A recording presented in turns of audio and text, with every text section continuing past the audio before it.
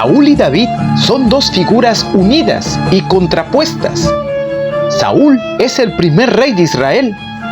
Con él se instaura la monarquía, deseada por el pueblo para ser como los demás pueblos, cosa que contradice la elección de Dios, que separó a Israel de en medio de los pueblos, uniéndose a él de un modo particular. Tú serás mi pueblo, y yo seré tu Dios.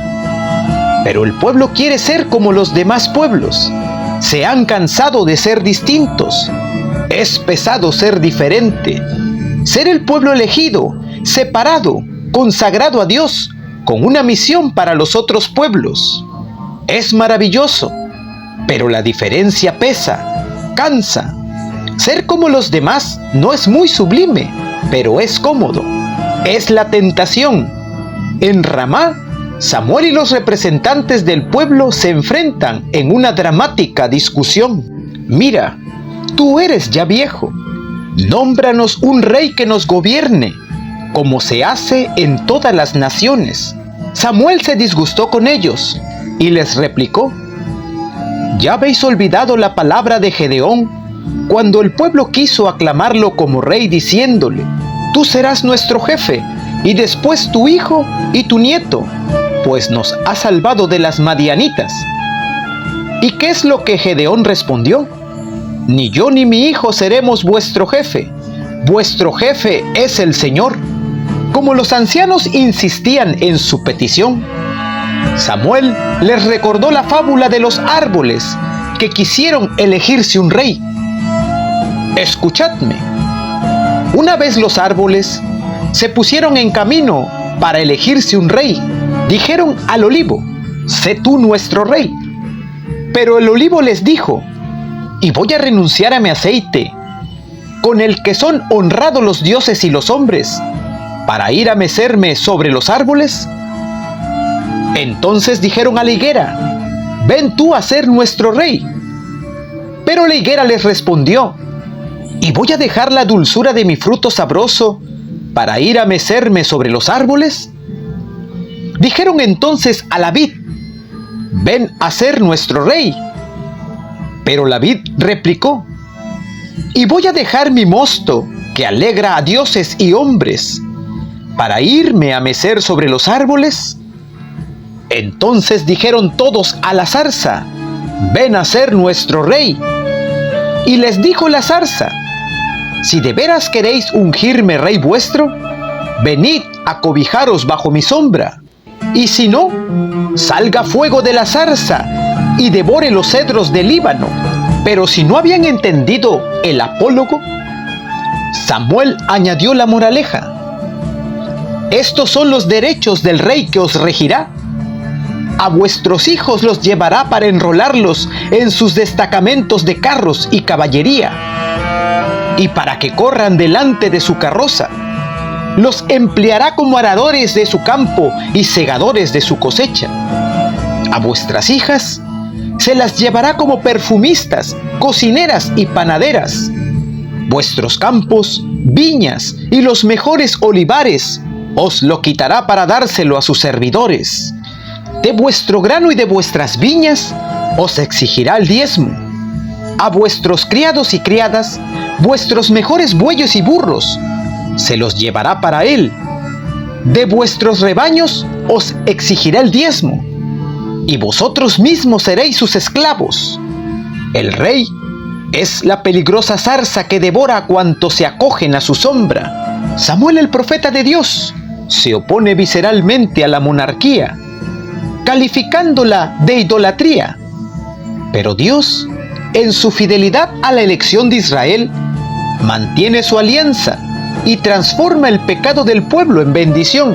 El rey reclamado por el pueblo con pretensiones idolátricas es transformado en don de Dios al pueblo. Dios ha constituido un rey sobre vosotros. Dios saca el bien incluso del mal, cambiando lo que era expresión de abandono en signo de su presencia amorosa en medio del pueblo. Por ello dirá Samuel: mañana te enviaré un hombre de la región de Benjamín, para que lo unjas como jefe de mi pueblo, Israel, y libre a mi pueblo de la dominación filistea. porque he visto la aflicción de mi pueblo. Sus gritos han llegado hasta mí. Samuel, el profeta de Dios, se tragará sus ideas y ungirá como rey primero a Saúl y después a David.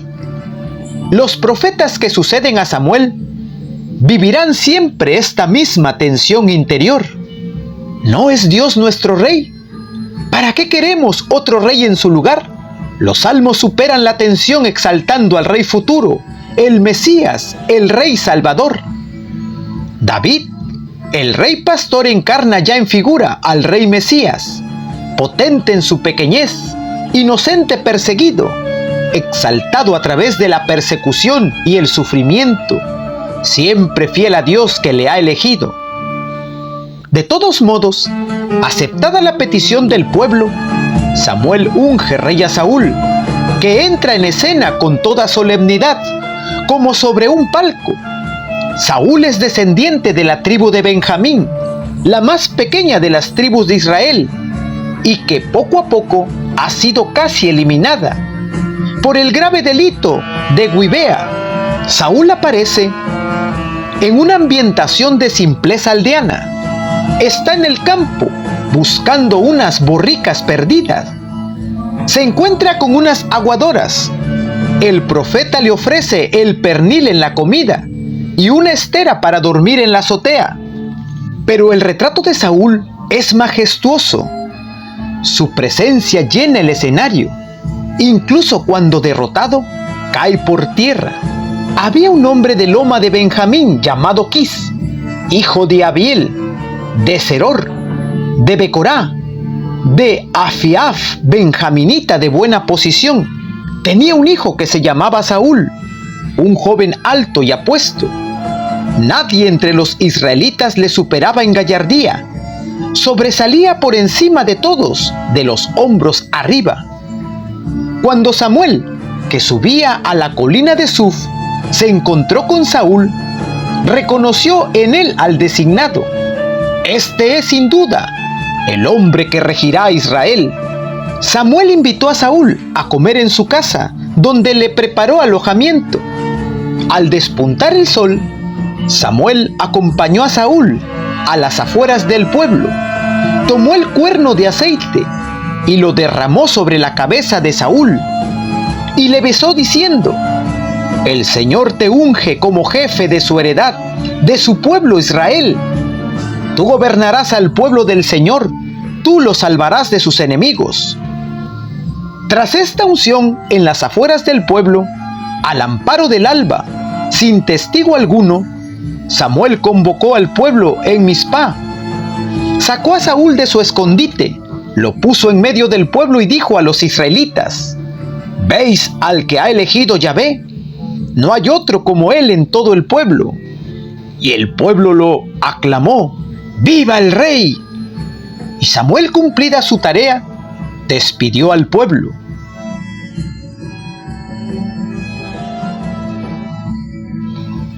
El Espíritu de Dios invadió a Saúl, que reunió un potente ejército y salvó a sus hermanos de Yabes de Galaad de la amenaza de los amonitas.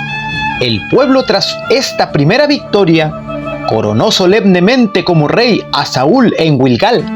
Saúl, reconocido como rey por todo el pueblo, comienza sus campañas victoriosas contra los filisteos. Pero Saúl, a quien tuvieron que buscar y sacar de su escondite para proclamarlo rey, ahora que ha saboreado el gusto del trono real, no quiere perderlo. Se aferra al poder a toda costa, arrogándose funciones que no le competen. La historia de Saúl es terriblemente dramática.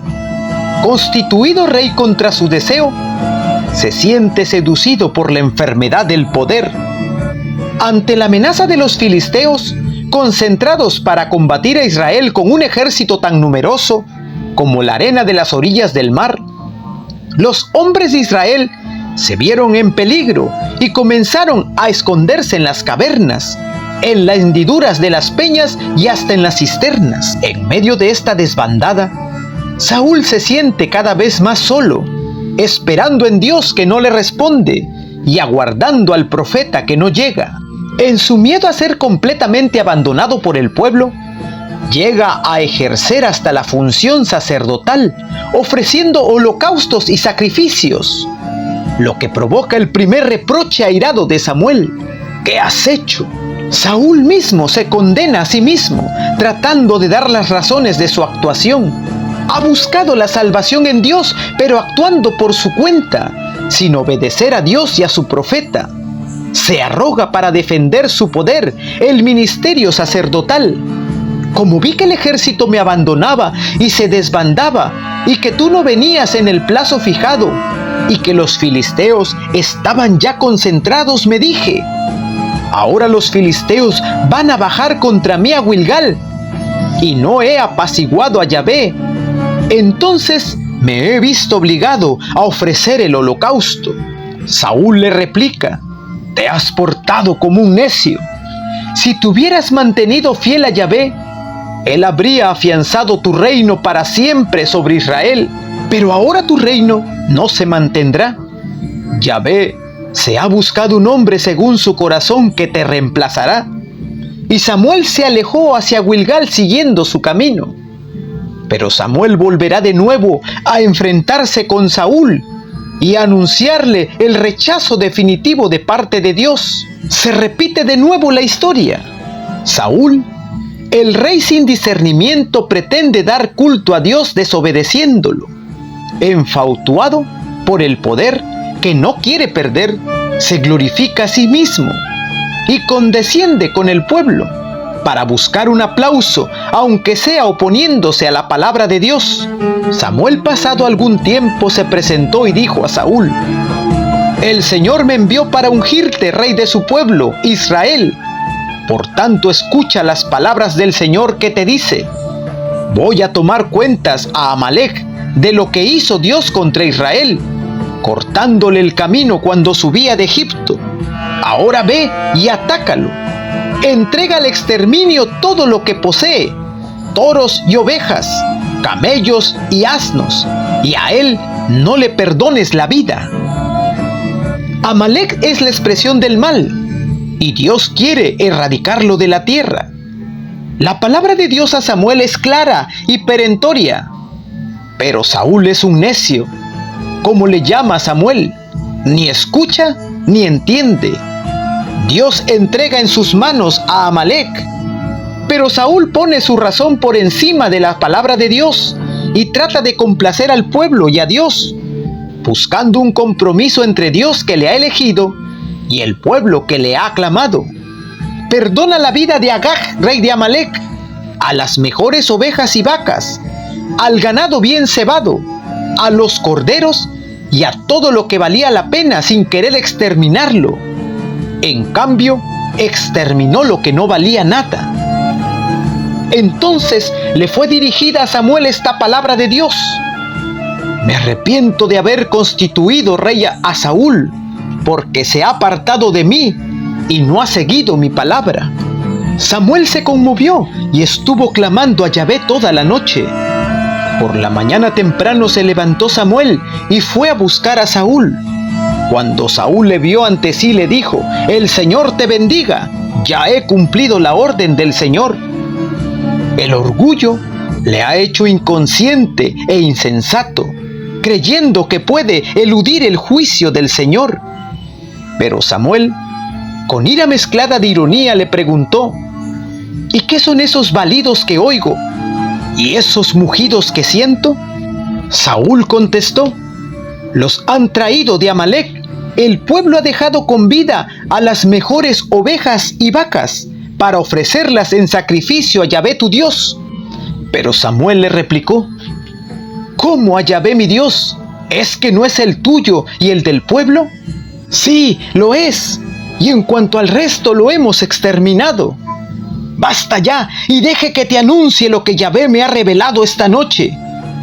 Pero Saúl, aunque ya no tan seguro, insistía: pero si yo he obedecido a Yahvé, he hecho la expiación que me ordenó, he traído a Agag, rey de Amalec, y he exterminado a los amalecitas.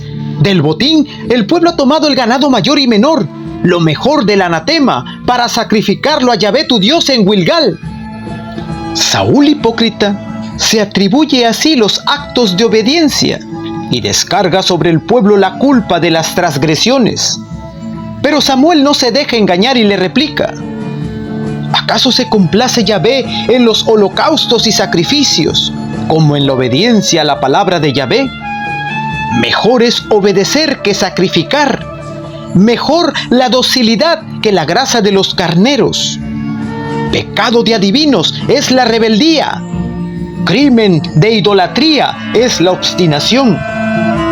Por haber rechazado la palabra de Yahvé, Él te rechaza hoy como rey. La excusa del sacrificio no tiene valor alguno. El culto sin fe en la palabra de Dios manifestada en la vida es algo que da náusea a Dios. El rito sin que vaya acompañado del corazón no sube al cielo. Dios busca y desea un corazón fiel y no el humo del sacrificio. Es lo que Dios encontrará en David. Los sacrificios no te satisfacen. Si te ofreciera un holocausto no lo querrías.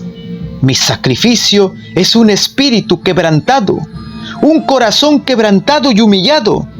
Tú no lo desprecias. Samuel, pronunciado el oráculo del Señor, se dio media vuelta para marcharse. Pero Saúl se agarró al orlo del manto que se rasgó. El manto rasgado es el signo de la ruptura definitiva e irreparable, como explica Samuel mientras se aleja. El Señor te ha arrancado el reino de Israel y se lo ha dado a otro mejor que tú.